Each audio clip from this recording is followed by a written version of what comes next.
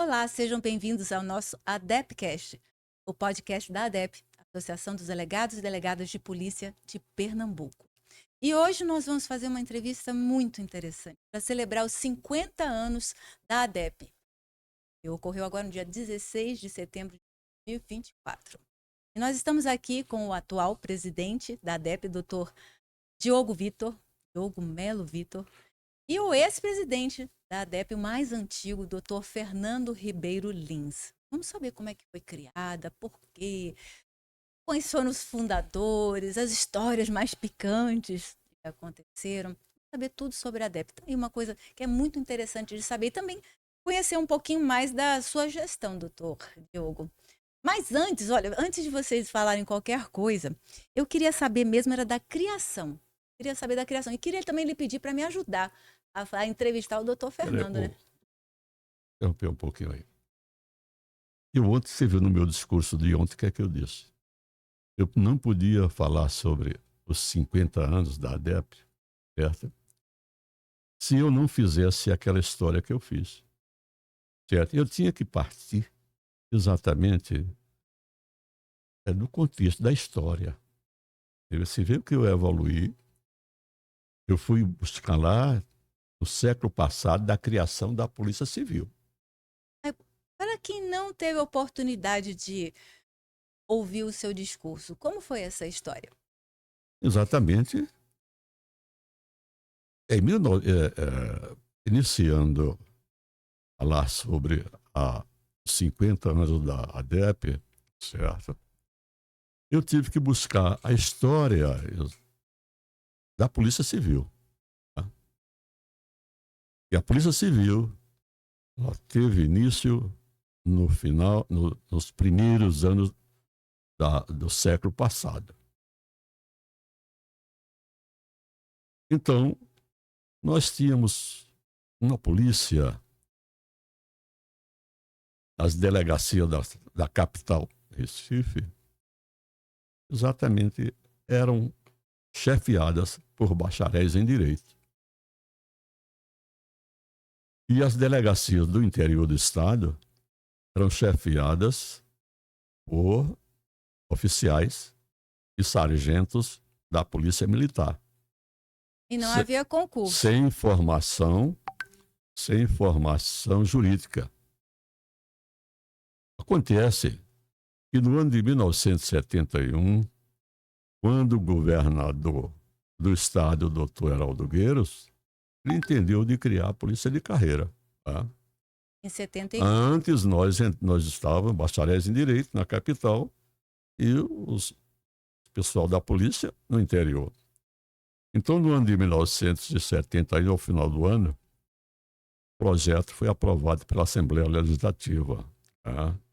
E sancionado pelo governador Heraldo Gueiros, tornando daí exatamente a obrigação dos delegados serem bacharéis em direito. Então a obrigação veio a partir dessa época. Do Mas aqui sancionamento da em lei. Recife já todos eram bacharéis. Ah, sim, os E tinha Recife mulher todos nessa eram época? bacharéis Tinha em mulher direito. nessa época? Hã? Tinha mulher nessa época? Nomeadas. É. Peraí, chegar as mulheres. Então, aconteceu que, consequência da lei sancionada, em 1974, houve um concurso público. Tá? Esse concurso público, quem dirigia a Academia de Polícia Civil era o doutor Roldão Joaquim dos Santos. Acontece, consequentemente, ele também presidiu o concurso.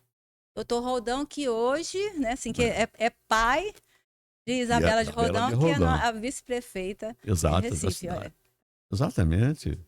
É uma figura muito importante na nossa polícia também, de carreira. Desculpa, doutor, mas também da nossa política, né? Doutor Rodão foi deputado Bom, estadual aí é a consequência. Né? e Então ele não era exatamente, não era deputado nessa época. E ele presidiu o concurso e chegou ao final, tá? Por delegados ficaram aptos a serem nomeados delegados de polícia em todo o estado, 74. em 74. E já tinham E as delegadas. Roldão iniciando, nós éramos delegados todos, E ficamos, mediante curso, na academia. Todos nós fomos obrigados a ficar com um curso de 350 horas. O Interessante, né? caso Ele do sempre Dr. teve esse Rodão, primeiro, né? Dr. Rodão é o seguinte, uma figura que ingressou na polícia, quando eu ingressei também, mas ele, depois de um certo tempo, e depois de fazer ser diretor da academia, ele foi promotor. E depois ele se aposentou e foi ser do Tribunal de Contas do Estado. Então a vida dele é essa. Ele deixou a polícia, né? Agora, ainda voltando no primeiro concurso, que eu Então, acho que é porque foi bem interessante esse primeiro concurso, porque entraram algumas mulheres, e eu sempre digo que elas foram as delegadas mais rocheiras que teve dentro mas da eu vou polícia. te contar uma Não, coisa. não, porque é interessante, veja só, Eu vou elas dar- eram boas em absolutamente tudo, não só como policiais, indo pra rua, operacionais, fazendo tudo, elas eram bonitas, a maioria muito bonitas, eram boas, assim, eram excelentes na culinária, Não, eram não. excelentes em tudo, era impressionante. Eram grandes mulheres, porque eu acho que nessa época era difícil a Não. mulher romper, Mas né, não era com época, não. Vai essa chegar. barreira, não é? Vai chegar esse momento para eu contar. Tá? Quando foi no início do governo de Moura Cavalcante, tá? Foram nomeados os primeiros delegados de carreira oriundos do concurso público. Nesse momento, eu era diretor da Polícia Judiciária no início do governo de Moura Cavalcante. Então, o governador, juntamente o secretário, tá, entendeu de nomear os primeiros delegados, certo? Para as cidades do interior. Acontece que, neste momento, eu dirigi o Departamento de Polícia Judiciária e o governador autorizou nomear 12 delegados. Tá? Então, eu, como diretor, era o responsável por essas designações para o interior. Das 12 delegados, dos 12 delegados. Primeiro, meu critério foi justamente obedecer à ordem de aprovação no curso. Tá? E no final da história, depois de distribuir esses delegados, sobraram duas delegacias no interior. Tá? Uma em Oricuri e uma em Petrolina. E aí tinha Carminha, que é irmã de Zé Neto. Tá? Eu pedi escolha, onde ia entrar cada um. Escolha. Tá? A ordem da academia. Tá? Aí Carminha escolheu Oricuri. Foi a primeira delegada exatamente de carreira, foi Carminha, irmã do Zé Neto. Olha, Aí gosto veio, muito dela. e o segundo exatamente nomeado foi Aquino de Farias Reis. E eu, quando fiz essas designações, eu adverti a todos eles que exatamente eles eram nomeados, tinha 30 dias para assumir suas delegacias. E assim aconteceram. Foram lá. E o doutor Aquino de Faria Reis não assumiu. Não? E eu chamei a atenção. Por quê? Peraí. Aí eu chamei a atenção dela. Chamei. E olha, você tem passado os 30 dias, você não assumiu. Não, mas não sei o quê. Sabe o que é? Ele estava esperando o resultado de um concurso de juiz. E ele foi aprovado. Conseguiu. Conseguiu. Aí sobrou uma vaga, a 13ª. Sabe o que eu chamei? Linaí Novaes. Ai, minha Chamei diretora. Linaí Novaes, minha conterrânea, não foi por isso, né? Mas minha conterrânea, meu amigo, não é meu parente ainda, né? Aí chamei. Linaí, você vai assumir a delegacia de Petrolina. Aí doutor, não sei o que, vai assumir. Aí veja como acontecem as coisas. Ela foi para Petrolina. O esposo dela era um tenente da Polícia Militar. Hein? E exatamente, vê como cai a sopa no mel. Hein? Ele foi comandar a polícia, a companhia de polícia de Petrolina, porque não tinha batalhão. Foi comandar. Hein? Exatamente, e ela era delegada. Vê como deu certo. Aí os dois foram para Os Petrolina, dois. né? Isso, Mas, deram doutor bem. Fernando, eu vou lhe pedir também agora para me ajudar a entrevistar o doutor Diogo. Como é que foi parar na ADEP? Eu nunca lhe perguntei isso, presidente. Verdade. É uma honra estar dirigindo a associação. E é interessante, porque nesses 16 anos que eu sou delegado de polícia, eu nunca participei da diretoria da DEP. Apesar de sempre estar presente nas assembleias, sempre estar presente nas confraternizações, sempre estar conversando com os diretores, né, com os presidentes, e ter participação ativa nas assembleias, eu nunca tinha participado da diretoria. Ocorre que alguns colegas já tinham sondado, Diogo, acho que você daria um bom presidente, porque você tem capilaridade, você conversa com todos, tem trânsito em todas as gerações. E houve o convite de Pedro, né? Que era o presidente atual, renunciou recentemente. E ele me convidou para ser. E foi no momento que eu estava chateado assim, com a gestão da Polícia Civil, né? Porque no departamento que eu trabalhava, eu era o mais antigo, mas eu era delegado adjunto. E aí, por ser delegado adjunto, eu fui o único designado para trabalhar nas eleições. E aí eu fui para Casinhas. E aí eu fui. Foi o critério utilizado à época, eu fui. E depois, como eu sabia que tinha esse mesmo critério, eu tinha solicitado a gestão da Polícia Civil. E na Polícia Civil, no carnaval, a gente pode tirar, ou tira plantão no carnaval, ou tira 2 plantões na prévia de carnaval.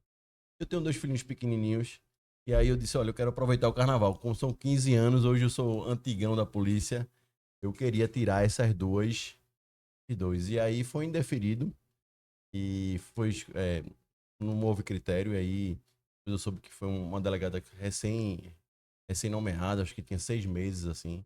Então, aí eu tava tão chateado. E nesse momento, Pedro ligou para mim, ó, Diego, tem uma vaga aqui de vice-presidente, se você quiser ser presidente. E aí, naquele momento de raiva, eu falei, não, eu aceito, porque se eu for presidente, eu não vou aceitar mais esse tipo de situação, não. Não é possível, não, que a antiguidade não tem o mínimo de valor em nenhuma instituição policial, né? Hierarquia, antiguidade, disciplina é importante para qualquer instituição e mais ainda para instituição policiais, né? A gente anda armado ali, então é necessário. E aí surgiu a campanha, né? E fomos eleitos. E aí, de supetão, o doutor Pedro foi chamado para um concurso, né? De 2020 ainda. Que a gente também não tinha certeza, né? Nós não É. tínhamos certeza se ia ser, se não ia. Isso. E aí ele foi de supetão, e eu tive que assumir de supetão também a nossa entidade. Foi bom que foi participando, né, dividindo aí a responsabilidade com a senhora, né, dividindo a responsabilidade com os demais diretores. E tem sido um desafio aí. Cada dia tem um desafio. Passou pelo desafio da negociação, agora tem o desafio da lei orgânica.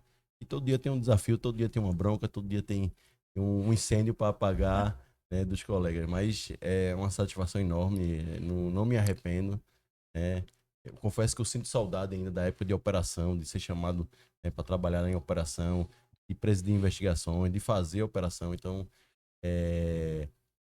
colegas falaram, não, Diego, é bom que você tá fora da delegacia. Eu falei, rapaz, é o que eu mais gosto, é ficar na delegacia, ter operação. Esse tipo de situação eu gosto demais. Então, não é um benefício estar afastado das funções, não. Gostava demais do que eu fazia. O departamento que eu estava trabalhando, que era o Draco, e de crime organizado, eu gostava muito da equipe, da delegada que trabalhava, dos gestores. Eu me sentia muito bem. Eu sinto saudade também da atividade fim. Mas tá gostando da DEP. Mas estou gostando também. E qual é a marca que quer deixar dentro da Eu acho instituição? que finalmente, a gente teve uma lei orgânica nacional. Eu costumo dizer que a polícia tem mais de 200 anos, não tem uma lei orgânica, ou seja, não tem nosso RG. Então, eu queria ver se a gente trabalhava com essa lei, a lei estadual. Eu acho que unir a categoria, né, seria outro marco importante. A gente queria que, né, houvesse essa união dessa categoria em prol da nossa aprovação da nossa lei orgânica. Eu acho que é fundamental unir todas as gerações aí, né? Praticamente tem 3 ou 4 gerações atualmente da Polícia Civil. A gente tem a geração, porque concurso da polícia é em 10 anos, né? Então tem a geração de 86, a de 96, a de 2006, que é a minha, e a de 2016, que é a última geração que O ideal é que a gente una a categoria para que a gente possa sair mais fortalecido. Como é que o senhor vê, Fernando, a ADEP de antes e a ADEP de agora? Eu vejo a DEP de agora, né, ela está mais forte ainda, né? Porque os presidentes e os diretores da associação sempre lutaram nesse sentido. No passado, nós não tínhamos essas obrigações, né? E hoje tem o presidente e que tem essas disputas, esses trabalhos exatamente de lutar com mais disposição pela classe. E o problema político, ao longo desses anos, ele realmente se agravou. Os delegados de hoje não têm aqueles poderes que tinha o delegado de antigamente. Eles estão mais sujeitos exatamente à fiscalização da imprensa, que é muito importante, mas é muito severa com as autoridades. E o que interessa muito à imprensa não é publicar as benfeitorias, tá? É sempre publicar os atos de violência, tá? Aqueles atos praticados pelos delegados, tá? As suas delegacias, muitas vezes, às vezes são casos difíceis de ser investigados, certo? Mas nós não tínhamos, por exemplo, uma hora extra. Todo delegado tinha a sua gratificação policial. Então, extrapolava essas horas todas aí, né? E o delegado não queria saber do resultado.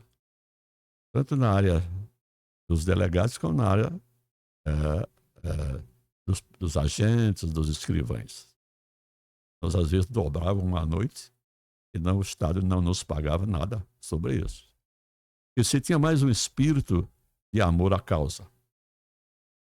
Hoje, existe muito essa disputa política, essas dificuldades para se conseguir um aumento, certo? Então, se tornou mais complicado. Eu vejo exatamente o presidente Diogo aí, no seu trabalho, né? Para obter uma gratificação, uma melhoria, tem que lutar muito, tá? Porque senão não consegue. Mas no passado era mais fácil, Era então? fácil, era mais fácil. E se entendia muito bem, certo? O governante, o governador, com as classes, com as categorias. Naquela época, os aumentos eram dados obrigatoriamente. Tá? Se dá uma classe, ela tinha que dar para todos. Tá? E assim é o que aconteceu conosco. Nós tivemos exatamente, ao longo de um governo desse, acho que foi do governo, não sei, de Moura Cavalcante, ou de Dr. Arraes, foi concedido um aumento a uma categoria, aos escrivães e agentes, e não foi concedido aos delegados. A lei ordenava que fosse para todos, daquela categoria.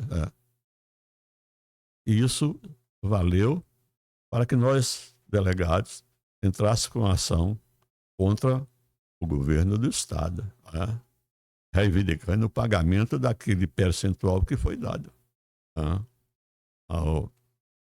a outras categorias, como escrivães e agentes.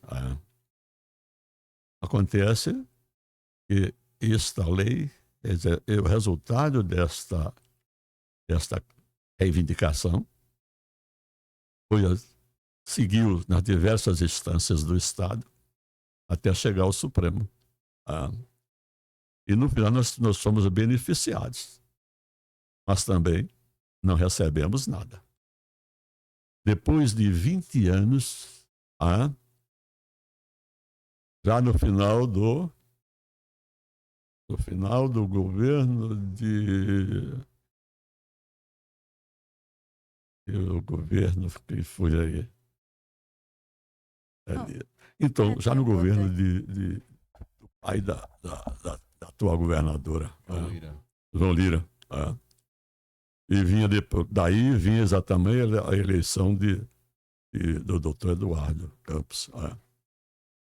E eles, então, entenderam de fazer o governo entendeu de pagar e fazer um acordo. Tá? Não só para os delegados, mas outras categorias, como a Polícia Militar, o DEP e outros. Tá? Então, para pagar esse precatório. Tá? O governo ofereceu e pagou 20% do que nós tínhamos direito, pagou a Polícia Militar.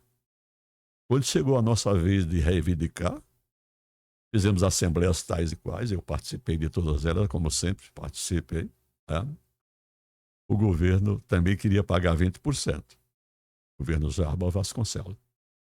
Acontece que nós não aceitamos e fomos para a luta. Tá?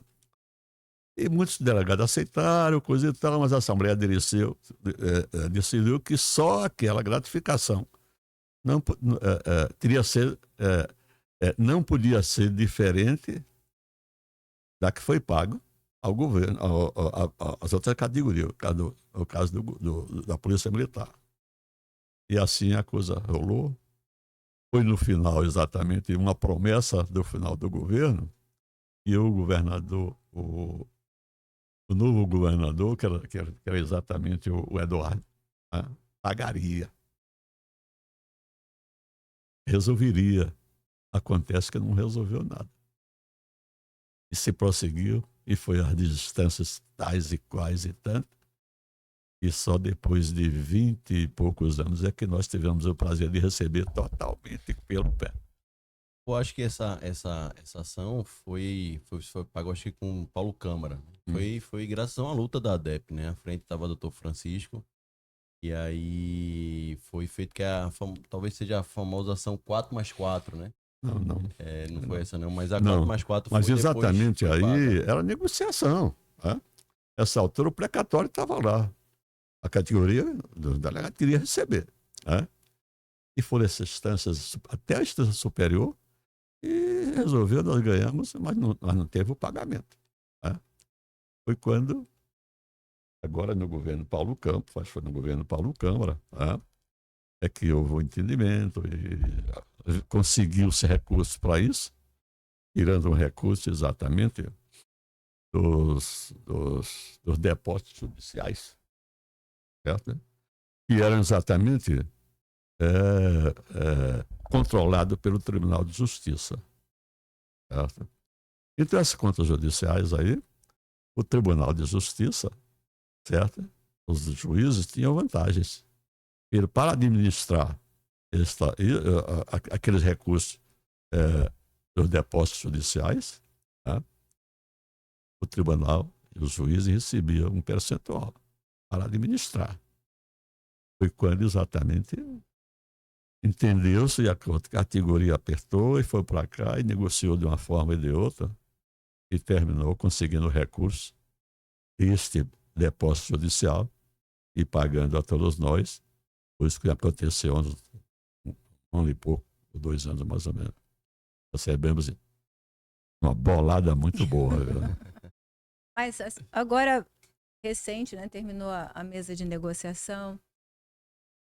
Aí eu gostaria de saber como é que anda realmente, para todo mundo saber, essa relação com todos os setores do governo, tanto aqui em Pernambuco, como em Brasília, em nível nacional. Como é que anda nessa sua gestão, essa ligação toda? A gente teve bastante dificuldade no começo da gestão nova, né? Desse diálogo, dessas tratativas. Mas a gente acredita que agora o diálogo está mais aberto, né? Tinha uma dificuldade no começo, talvez por todo o início de gestão, né? Primeiro quer ver como é que está a situação, como é que está, né?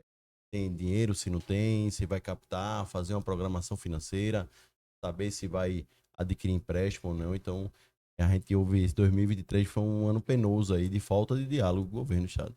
Depois de 2024 começou-se a fluir mais esse diálogo, abriu as portas para a associação, seja a Secretaria de Defesa Social, seja a Secretaria de Administração, abriu que a gente possa dialogar, conversar, em volta e meia a gente tem alguma dúvida, alguma situação, alguma peculiaridade de um servidor tal, a gente consegue resolver. Então, a gente sente que houve esse estreitamento agora, do meio do ano para cá, do início do ano para cá, do governo, porque foi uma dificuldade grande que a gente teve e para tentar aproximar, tentar dialogar, tentar conversar. E agora, graças a Deus, está com sua ajuda, claro, né, com sua sapiência aí, com o seu jeitinho aí, a gente conseguiu destravar essas situações. Na festa de 50 anos, a governadora ia, não pôde ir por conta de um problema que surgiu, a história toda da eleição, lá em Olinda, em Paulista, mas ela realmente estava determinada a ir. E Priscila Krause, nossa vice-governadora, mandou uma mensagem muito bonita. Entendi também assim como um aceno, né, de que há uma harmonia atual, não é? Isso, é algo que é bom para todo mundo, né? O diálogo, a conversa, as tratativas, é bom para o governo, é bom para a categoria, é bom para a sociedade, né?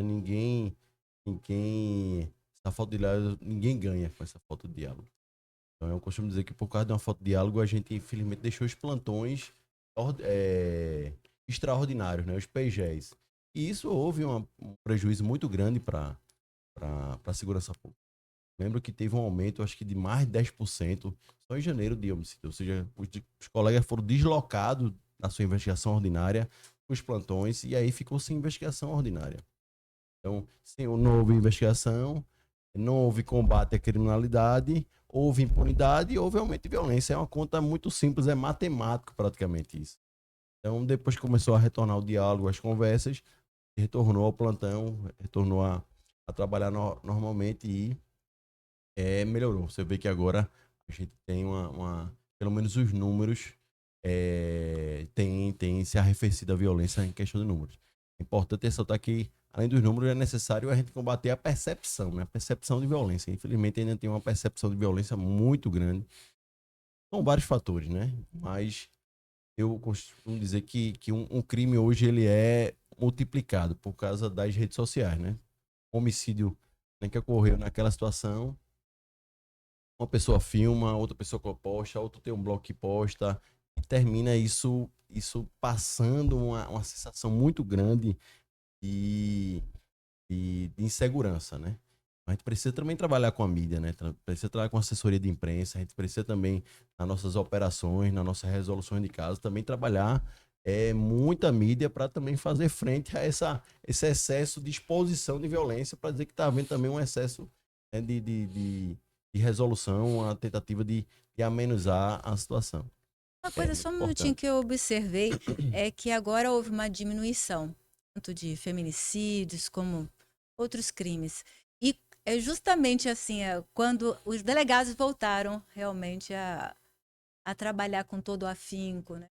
Então, assim, veja como há uma correspondência muito grande, realmente, nessa liderança da investigação que é feita pelo delegado de polícia, com também essa resolução de crimes, não é? Isso, é importante a coordenação, a investigação, a presidência do inquérito policial, é importante. Diante dessa situação foi que foi retomada as grandes operações, né? A nossa chamada ORQ, Operação de Repressão Qualificada, que é nosso antídoto contra o crime organizado. Então foi importante a retomada dos trabalhos ordinários para que a gente possa arrefecer isso.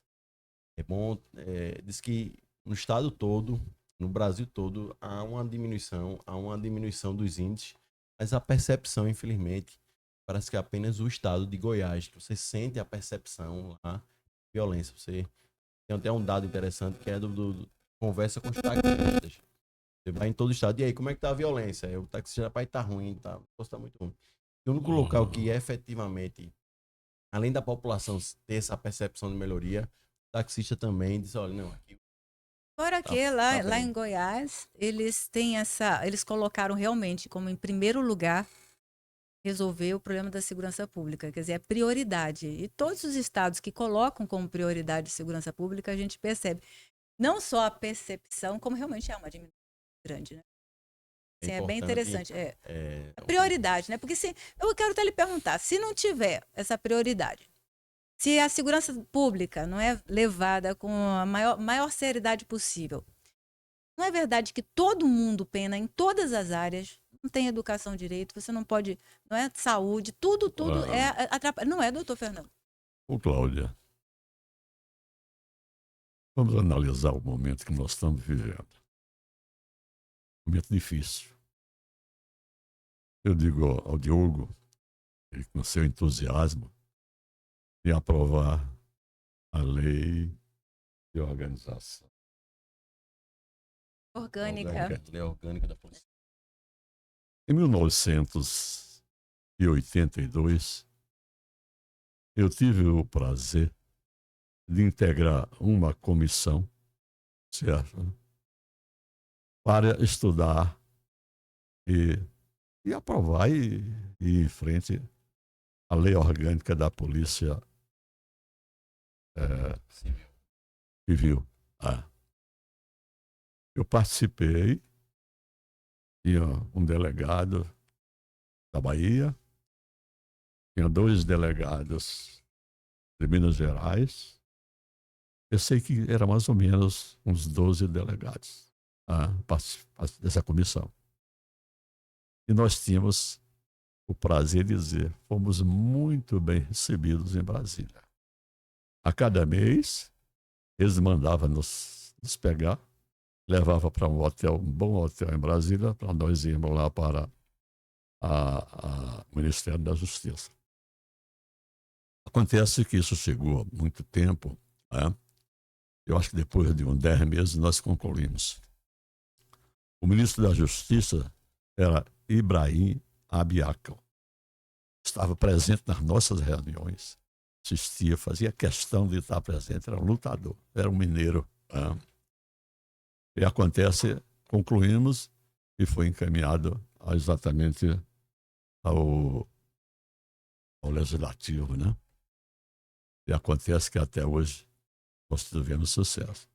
A cada viagem que eu fazia isso, eu tinha aquela preocupação de encaminhar a cada colega delegado o resultado daquelas reuniões.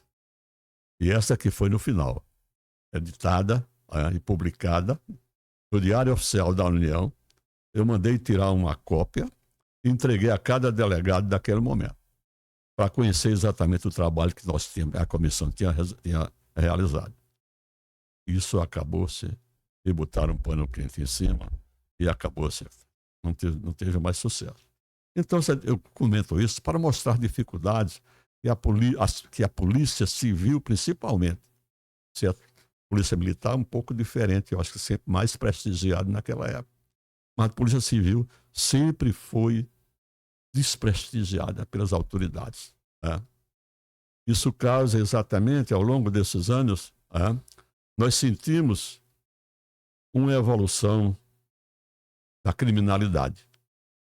Hoje, o crime não está em um determinado patamar, ele está muito mais além. Hoje nós encontramos as facções dominando certas regiões do seu estado, principalmente naquela área do Rio de Janeiro. E, muitas vezes, fazendo uma crítica, autoridades policiais, os responsáveis, deputados federais e tudo demais, autoridades, muitas vezes fazem panos quentes, certo?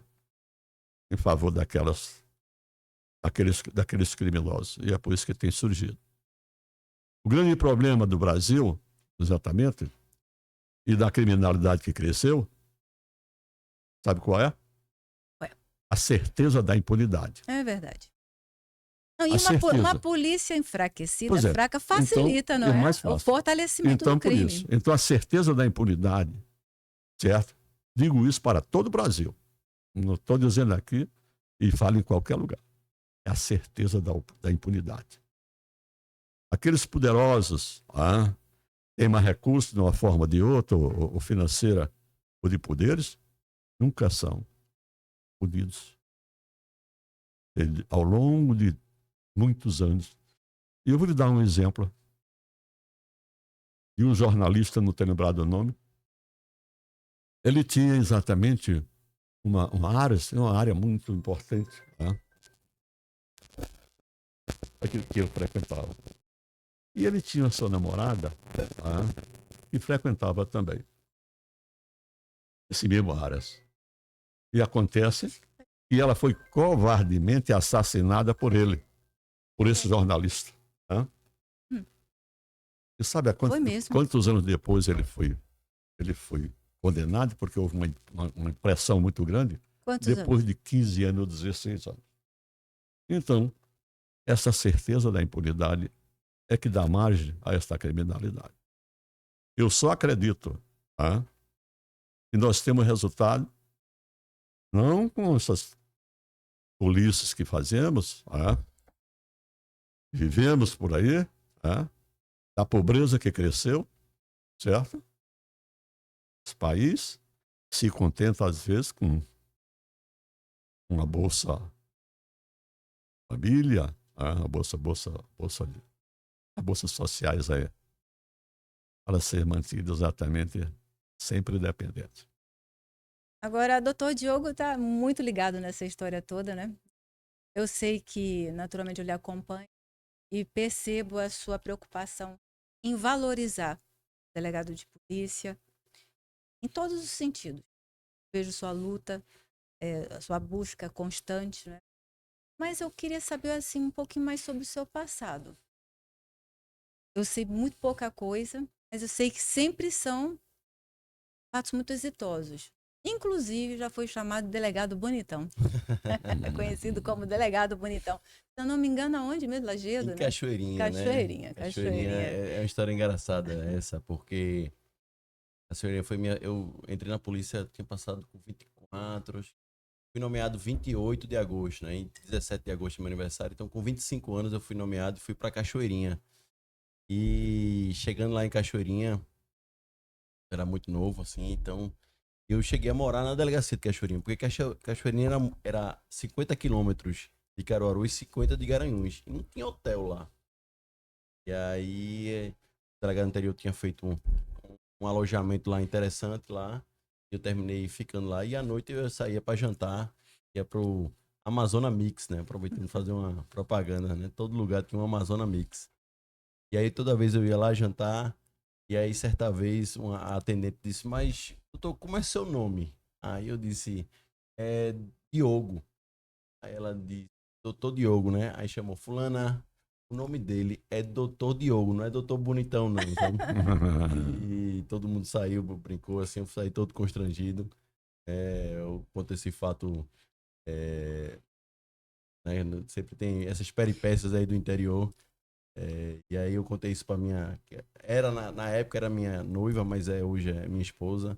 E ela também começa a rir. Eu conto isso para meus filhos, eles começam a rir também. É uma história engraçada. Agora me diga uma coisa, dentro desse universo de operações bem-sucedidas, qual foi a que mais lhe dá orgulho? Veja, eu tive uma operação, para mim foi muito marcante. Para mim, Deu duas operações que eu fui delegado de Caruaru, marcou muito. Uma foi a morte de um evangélico. Estava chegando na fazenda dele, ele foi executado. A gente conseguiu prender dois executores e um mandante. Para mim marcou muito que eu fui pro local do crime e ainda tava a música evangélica tocando lá, né? Eu me lembrei muito, a gente conseguiu prender todos os executores. Prendemos o mandante também. E para mim o mais marcante é o que eu me lembro e foi que eu tirei um plantão em Caruaru, a gente tirava o plantão o final de semana todo e eu precisava ir para Recife para resolver alguma coisa e voltava na mesma semana. Já era segunda-feira, assim, 5 horas da tarde, quando o policial disse, olha, teve uma situação muito grave aí. Uma criança foi estuprada, roubaram a casa e os pais estão aí desesperados e tal. E começou a dar início à investigação, a gente tinha aquele famoso álbum de suspeito. Eu me lembro que fosse hoje, porque o suspeito principal era Diogo. E aí tinha que encaminhar a vítima para fazer perícia, para ela ter que tomar aquele coquetel. Era uma criança, acho que de 6 anos, eu acho. E para mim foi muito doloroso, porque ela disse que os assaltantes entraram para roubar a casa, roubar o carro, e quando chegou lá, ela disse, perguntava sobre o cofre. Cadê o cofre? Cadê o cofre? Cadê o cofre? E aí a criança disse, eu tenho um cofre. Ela era um miaeiro. Ele aproveitou esse momento que estava só lá no quarto com ela, cometeu esse estupro. E aí eu fiquei assim, foram dias e com minha equipe lá em Caruaru, com, né, o comissário Gabriel, o comissário Berg, toda a equipe lá empenhada. Eu me lembro que quase 2 noites sem dormir. A gente conseguiu, sei lá, depois de 1 semana, 2 semanas, prender toda a quadrilha. Foi um flagrante que durou quase 24 horas. A gente saiu catando um por um. foi cansativo demais. A gente conseguiu era uma quadrilha de carro e a gente conseguiu recuperar talvez 15 carros de luxo, Hilux, Sniper Golf, né, Polo, que era um carro de luxo. Foi um trabalho assim que até hoje eu lembro dos detalhes, né? Lembro que eu fui ouvido na justiça, tanto nos dois casos fui ouvido na justiça. Esse, infelizmente, do homicídio, eu fui ouvido recentemente agora, né? Mais de 10 anos depois, mas eu me lembro de cada detalhe. Eu pedi para ser, eu fui já 2 vezes e o júri tinha sido cancelado e depois eu pedi para não me deslocar, pedi para ser virtual. Mas aí a promotora também me deslocou, mas depois eu soube que eles foram condenados. Graças a Deus foram condenados, espero que estejam cumprindo a prisão. Mas foi dois casos que me marcou bastante aí pela peculiaridade. E o senhor, doutor Fernando? Tem Doutor Fernando tem uma história muito boa aí, que foi a pô. recuperação da Nossa Senhora do Carmo aí, uma história interessante aí. Foi? Ele foi também Mas é o seminarista, seguinte, né? Foi eu fui seminarista, seminarista, então foi um cara católico, espiritualista. fui Então, militar, aeronáutica, e debaixo da aeronáutica, depois de 15 anos e 4 meses, tá? Quando eu concluí meu curso de Direito.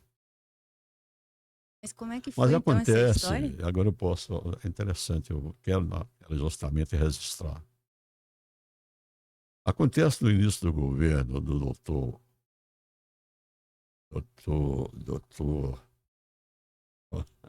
Geraldo Gueiros, não, mais para cá, nosso amigo, nosso grande amigo. Eduardo Campos, Miguel Não, Arraes, não, para trás não, para frente. Jarbas Não, Vasconcelos. para frente, vem lá.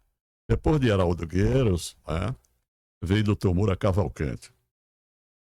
Depois de Moura Cavalcante, veio. Joaquim Francisco. Nada. Veio agora meu amigo. Oh, meu Deus do céu. Daqui a pouco eu lhe digo.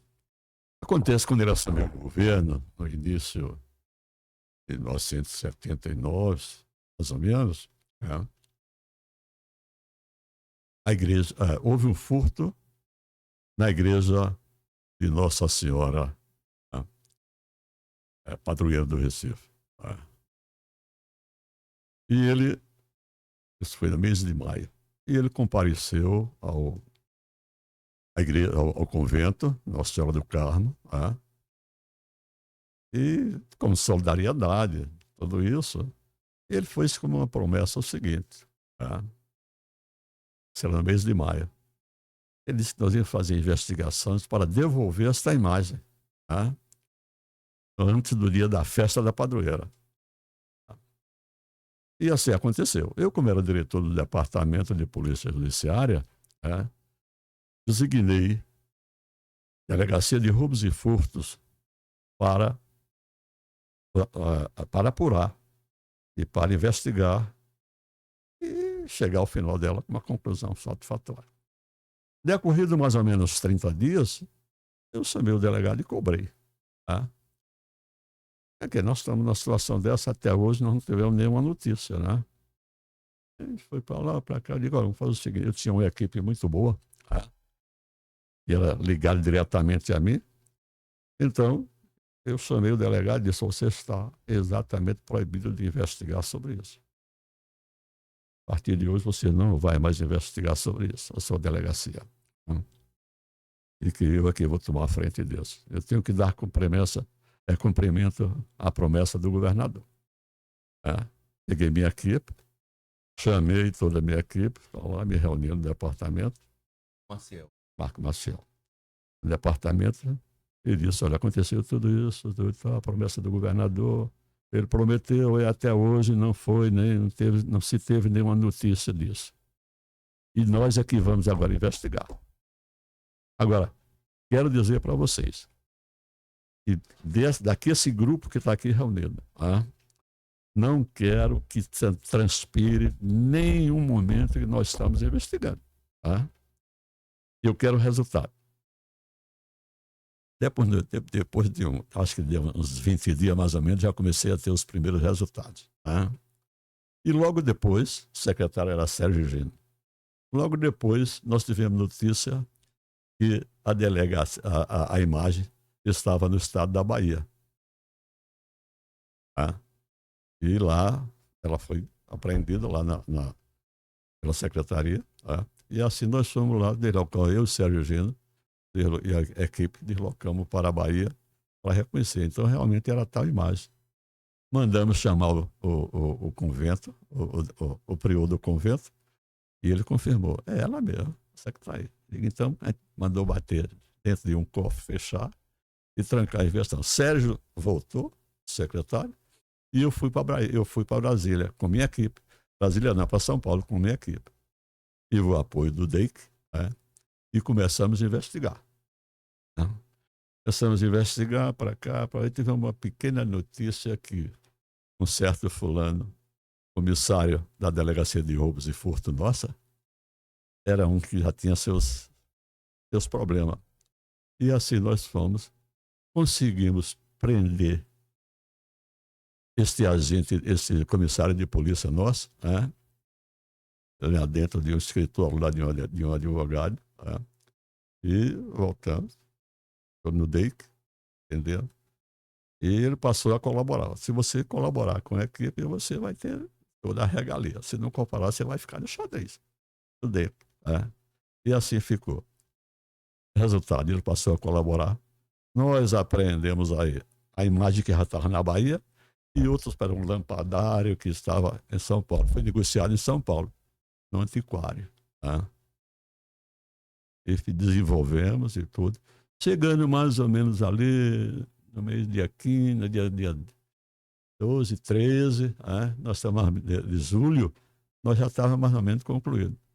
Aí eu falei para o secretário, né? Que era Sérgio Gino, olha, nós estamos com as imagens assim, agora é muito volume, muito grande. Né? Sabe o que aconteceu? O governador mandou um avião bandeirante exclusivamente para nos pegar em São Paulo. Tá? Com todas essas imagens. Inclusive o comissário de polícia preso. Aí no dia 16 de julho... No dia 16 não, mais ou menos no dia 14 ou 15, nós entregamos o governador, nos recebeu no aeroporto. Ele presentemente, ele não foi nem receber. Né? Foi uma festona, a multidão de gente lá vibrando. E o governador tá. Dali o governador saiu do aeroporto, tá? E foi ao convento do Carmo entregar a imagem.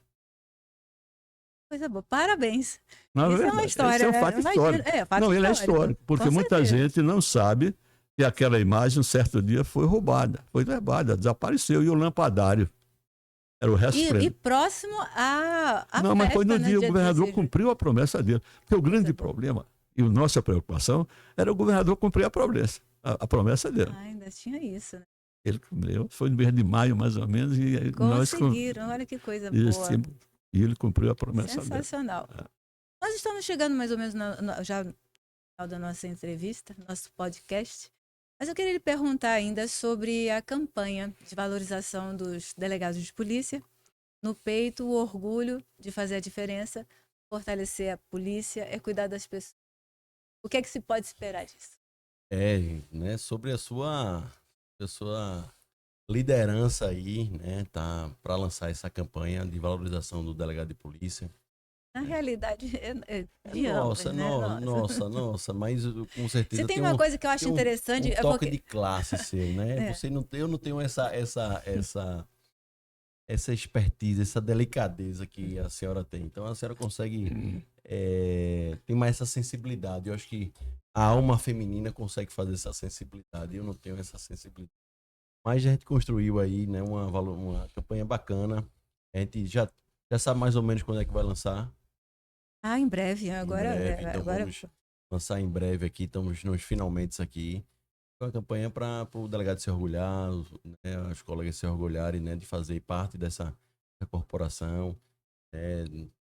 Trabalho assim, tem feito há muito tempo. São várias operações de repressão qualificada. São diversos integrantes de facções criminosas presas. Muito dinheiro que foi apreendido, devolvido aos cofres públicos. Então é importante a gente valorizar. É importante a gente fazer essa marca.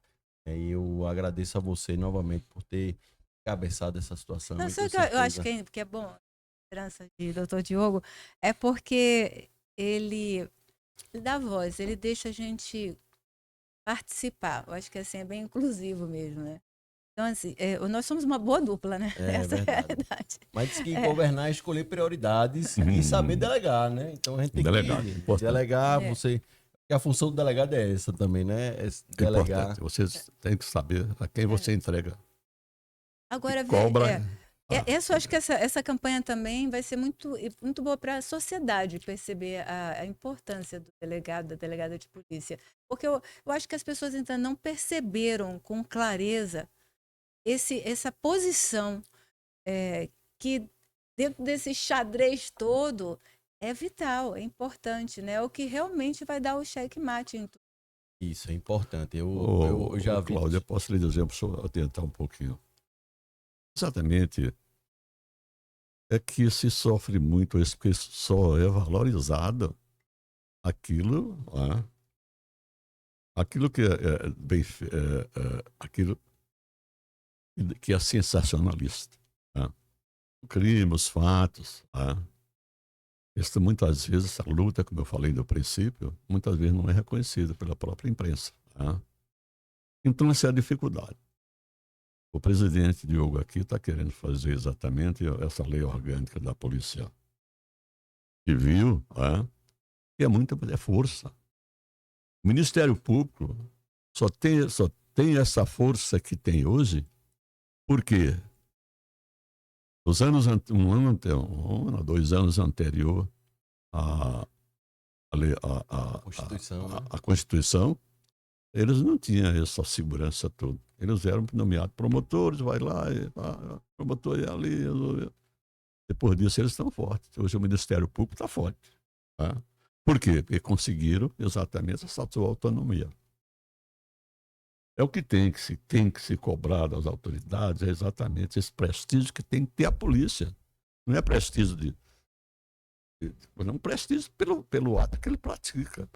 Os Talvez atos que que ele pratica. falte uma conscientização. Eu acredito que essa campanha é justamente para. É um começo, né? É Ah, simbólica, naturalmente, hum. mas já para poder mostrar a importância de fato, não é? Do delegado de polícia, nessa liderança. Aliás, poderia nos dizer exatamente, nas suas palavras, que importância é essa?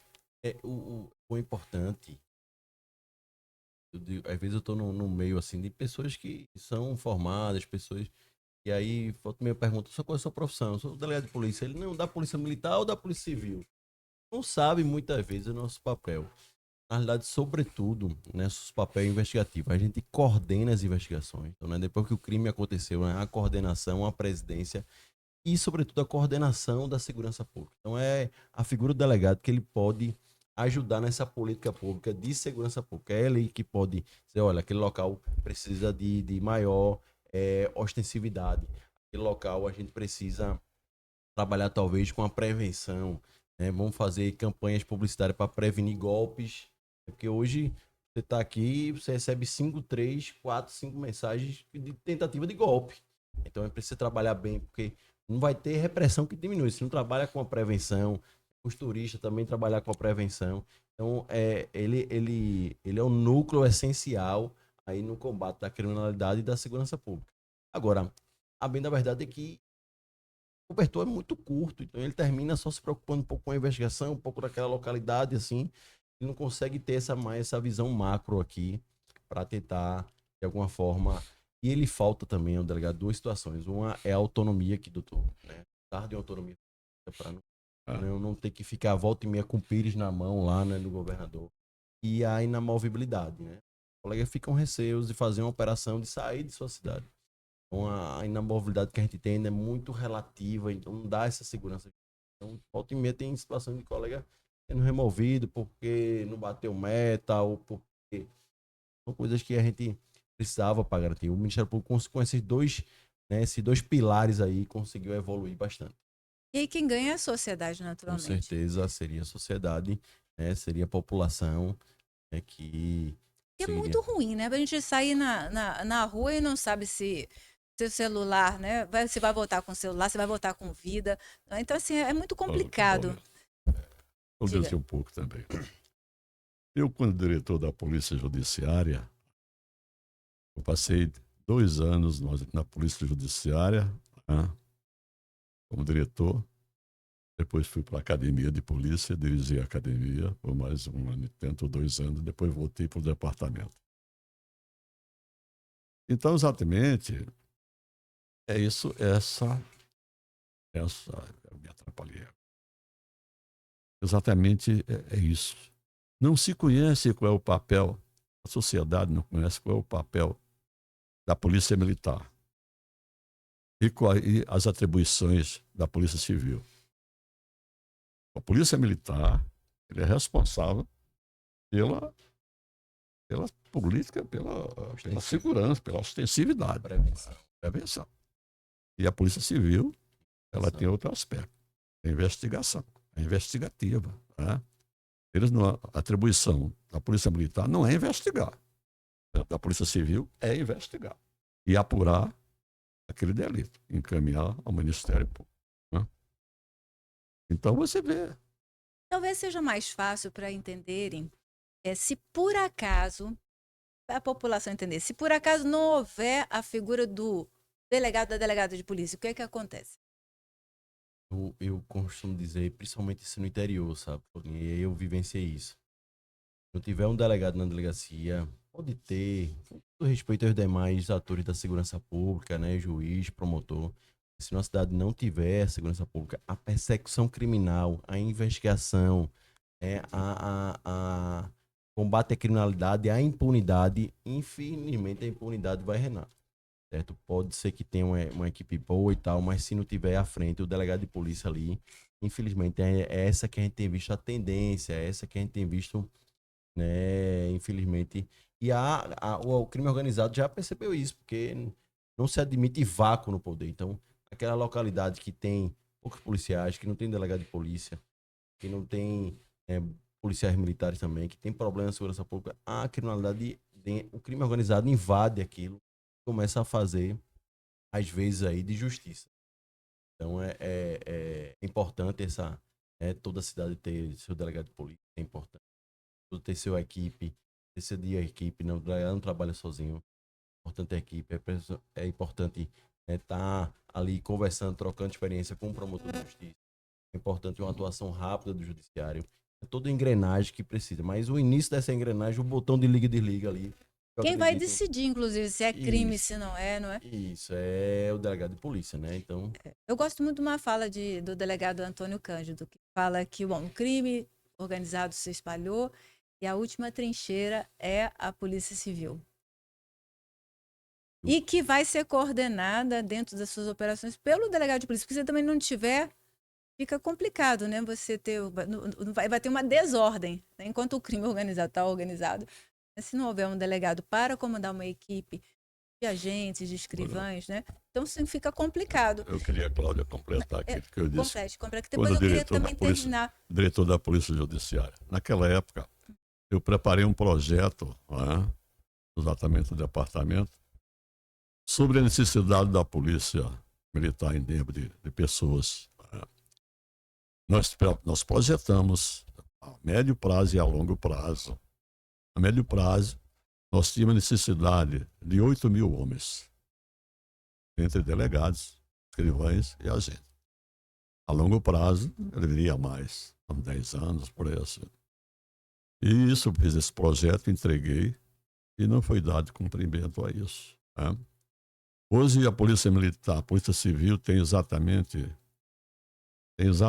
a Polícia Civil tem exatamente 5.000 homens. Quase arredonda para 5.000 homens. Eu me lembro que, num certo momento, eu fui ao comando, ao Estado-Maior da Polícia Militar. E comecei a ter um coronel, não estou lembrado do nome dele assim, a gente dava muito bem com ele. Aí conversamos outros assuntos, depois, Fernando, também estou preparando um projeto desse. Aqui a Polícia Militar, ela tinha, por de alguns anos, efetivo de 25 a 30 mil homens. Hoje a Polícia Militar ainda não chegou a 20.000 homens. Então veja essa diferença, essa falta de pessoal, essa falta de um progresso causa isso. Porque eu sei o sacrifício que tem cada delegado, certo? A sua delegacia por falta de pessoal. Tá? Uma certa época passada, por exemplo, quando iniciou-se, O delegado era exatamente responsável pelo plantão. Não era o delegado, era a delegacia, logicamente o titular. Tá? Responsável pelo plantão. E eu tive algumas vezes que, justamente na semana, eu respondia por Afogados, delegado de Afogados, tá? E outro por Boa Viagem, que o delegado de Boa Viagem entrou de férias. Então, tal delegacia responde por tal. E quando era o dia daquele delegado, eu ia para o plantão, pela de Afogados e pela de Boa Viagem. Mas a gente fazia com o maior prazer isso. Fazia sacrificado, mas tinha prazer, dá prazer. Hoje você vê, você tem um efetivo desse tamanho, as necessidades cresceram muito mesmo, a criminalidade cresceu, e você não tem.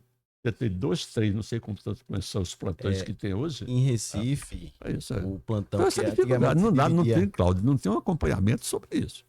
Só para explicar, doutor Fernando, a Polícia Militar hoje deve estar com coisa de 15 mil homens. Eu já peguei a Polícia Militar com mais de 20 mil homens. A Polícia Civil já chegou a ter quase 7 mil homens, hoje tem 4 mil, quase 5 mil homens. Então, assim, é uma defasagem terrível. A previsão, o senhor falou de 8 mil, mas já no governo de Eduardo Campos, no plano de segurança do Pacto pela Vida, já havia uma previsão de 9 mil a 10 mil homens. E nunca se chegou nem perto disso. Né? Esse planejamento foi feito. Você projetar é bom, agora na verdade, o que houve foi sempre a diminuição, né? A gente tinha 4 em Recife, 4 delegacias de plantão.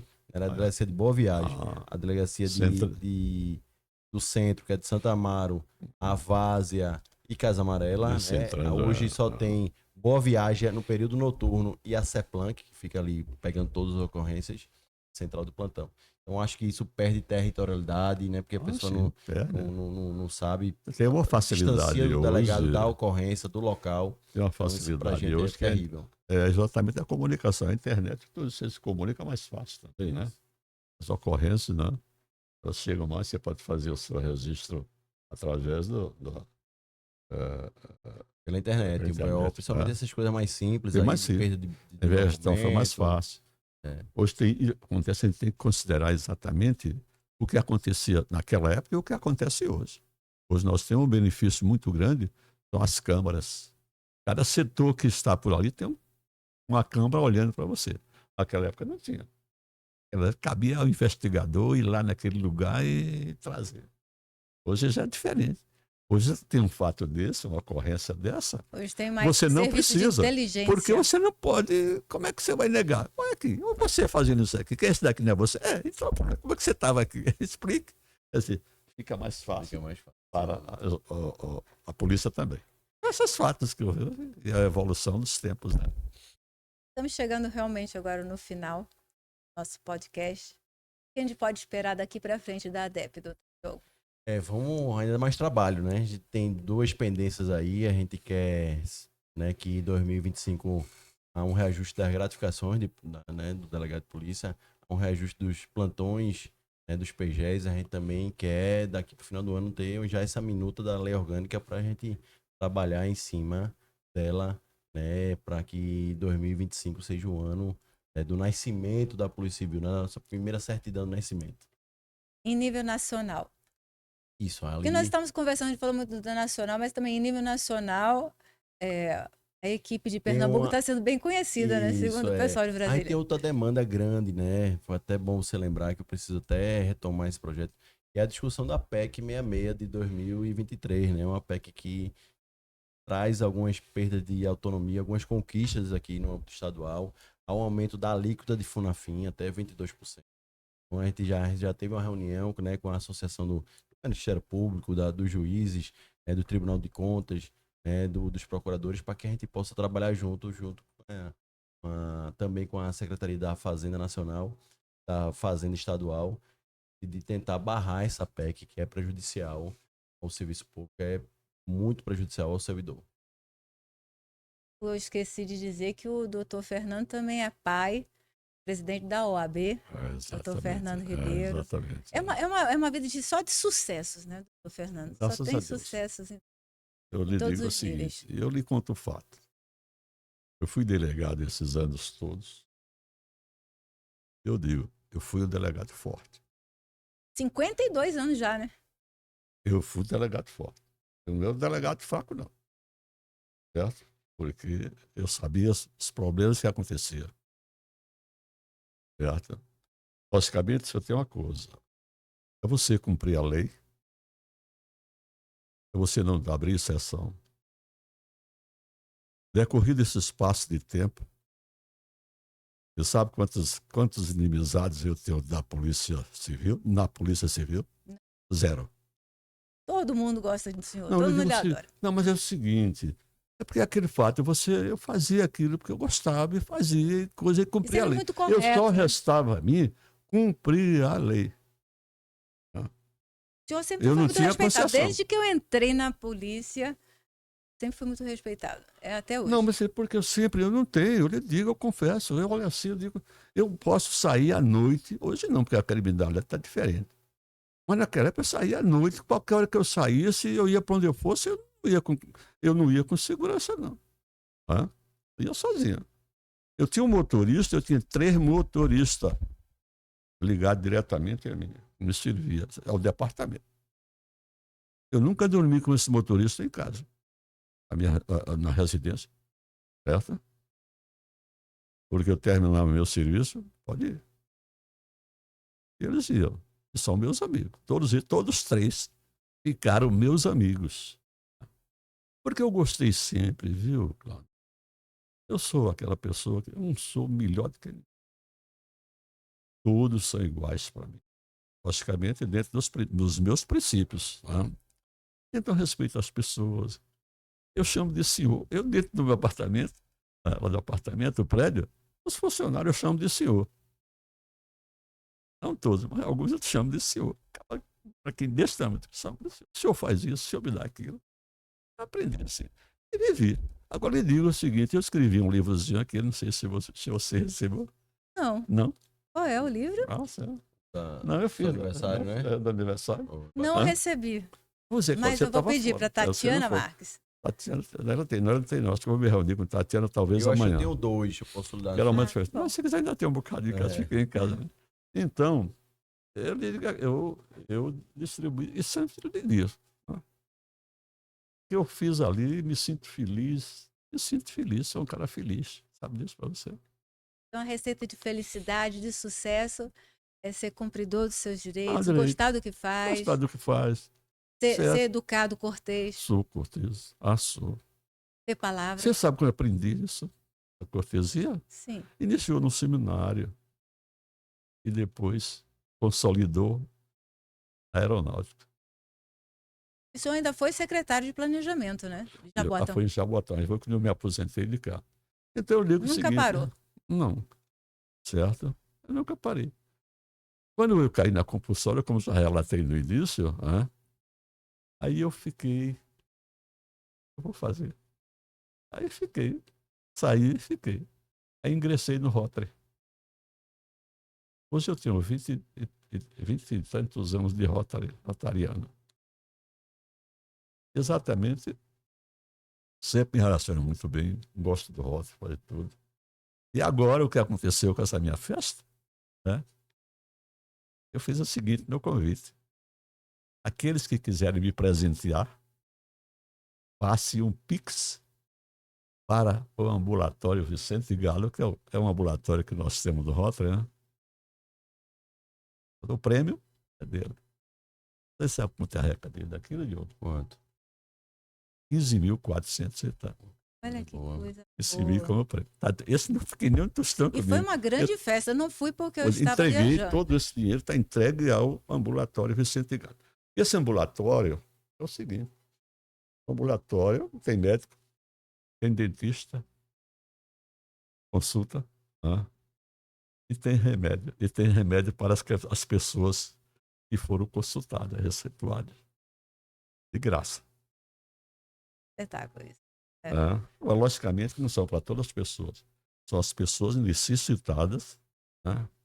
Que precisam de ajuda. Eu soube que sua festa foi maravilhosa. 90 Um anos. espetáculo, foi um Foi, não espetáculo. foi? Né? É. Ele ainda Não, aquilo falou foi o umas seguinte. palavras lá, uma festa boa danada, Não foi bonito. bonita, organizada. Sabe o que eu fiz com Tatiana? Eu fui subir para falar. Tatiana organizadora, Tatiana Bom. Marques. Deu muito bem, pessoa muito querida, né? Gosto muito dela. Né? Quando eu fui assinar o contrato lá da Arcádia, ela disse, doutor Fernando, quem vai assinar o contrato é o senhor ou sou eu? Eu digo, eu não quero assinar contrato, não. Você que assina o contrato. Eu só faço pagar. Excelente, excelente. Mas no dia da reunião, quando eu iniciei meu discurso, como eu ia dizendo, eu agradeci os presentes, agradeci a ação divina que me está me colocando naquele lugar e agradeci a, a pessoa, não da pessoa, né? Não é a Tati, não falando da pessoa, aquela que organiza tudo. Cerimonial. A cerimonial. Agradeço a cerimonial. Nota 10. Eu tive Aí ela quase que cai da cadeira. Que coisa eu boa. tive a oportunidade de falar lá também eu falei como representante, né, dos delegados, né? Tava o doutor Manuel Carneiro, doutor Jardim, né, Antônio Soares. Eu fiz questão de reunir os amigos, aqueles meus. Logicamente eu não podia abrir um leque assim, todos os delegados, muitos delegados eu não conheço. Não conheço. Mas já é aniversário para o chefe de polícia. Por que eu vou levar o chefe de polícia? Eu respeito e tal, eu respeito a autoridade dele, mas não tem a ligação. Eu quero aquelas pessoas que ligam comigo que tinham. Muito obrigada. E faltou, exato. Faltou o quê? A Cláudia. Pô, eu estava em Florianópolis. Florianópolis. Senão, teria ido com certeza. Mas eu vou ler o livro. Questão de ir, eu estava em Gravatar, né? Eu fui com a família em Gravatar, mas falei, não, vamos voltar, que é pro doutor Fernando, não é todo dia que a pessoa faz 90 anos, né? Você vai fazer outra, só vou fazer agora nos 95 anos. Ótimo, exatamente. Considerações finais, por favor. Agradecer a iniciativa, Claudinha, agradecer a doutor Fernando, sempre é uma cabeça boa danada, né? Sabe que você é minha meta, assim, eu quero chegar com 90 anos nessa jovialidade, nesse espírito alegre, nessa cortesia, nessa educação, é meu norte aí. Agradecer aos colegas que estão ouvindo, né? E que vamos fazer mais aí, que foi bastante interessante, e vamos trazer curiosidade, trazer colegas que possam contribuir aqui com esse projeto. Sempre cada vez mais nos unir, né? Isso, verdade. Já tinha falado que é a sua meta, né? Tá agregando. As considerações finais, por favor, doutor Fernando. Cláudia, é o seguinte, aquilo que eu disse antes. Exatamente a associação, ela tem sua responsabilidade de lutar pela classe, certo? E pela sua melhoria, pelas suas reivindicações, tudo. Mas também tem que haver amor à causa. Eu me sinto hoje, quando compareço à associação, eu compareço outra coisa, eu me sinto bem. Me sinto bem. Então, encontro meus amigos, toda terça-feira eu tenho que ir para aquela sinuca.